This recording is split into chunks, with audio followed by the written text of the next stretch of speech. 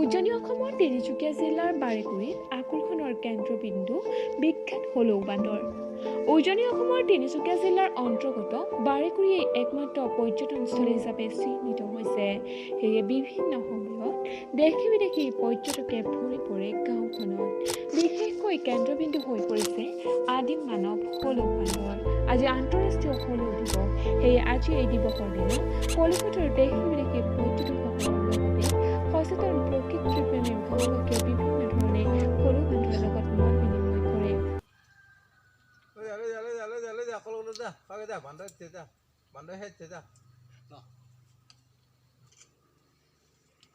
লগতে কলিকতাৰ পৰ্যটকসকলে কয় হলৌ বান্দৰ নিজেই কাষত প্ৰথম বাৰেকুৰিতেই পোৱাৰ কথা উল্লেখ কৰে।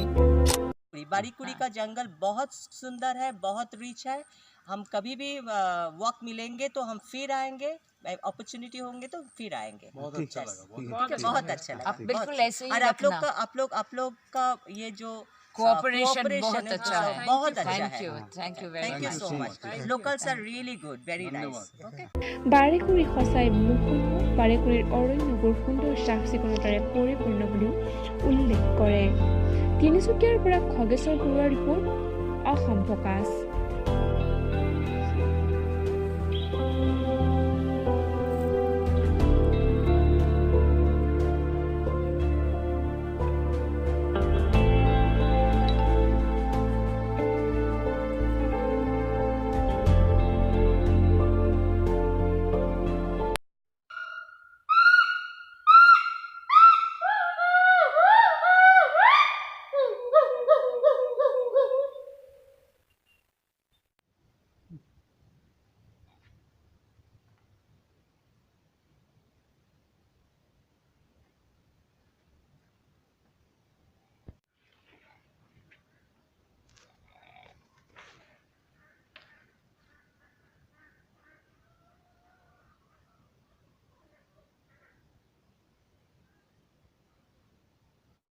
মই মানৱ চুতীয়া, মই বন্যপ্ৰাণী আৰু পৰিৱেশ সংৰক্ষণ সংস্থা নামৰ এটা NGOৰ সম্পাদক।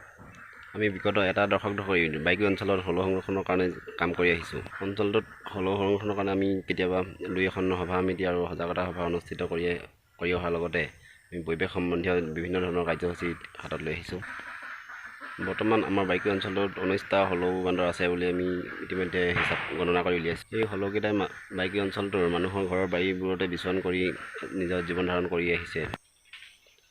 অঞ্চলটোৰ বাসিন্দাসকলে হলৌ সংৰক্ষণ কৰাৰ লগতে ফল মূলৰ যোগান ধৰিও আহিছে। কিন্তু অতি দুৰ্ভাগ্যজনক কথা যে বাইকী অঞ্চলটোত মুকলিমূৰীয়াকৈ লগাই থোৱা বিদ্যুতৰ তাঁৰত লাগি ইতিমধ্যে অঞ্চলটোৰ কেইবাটাও হলৌ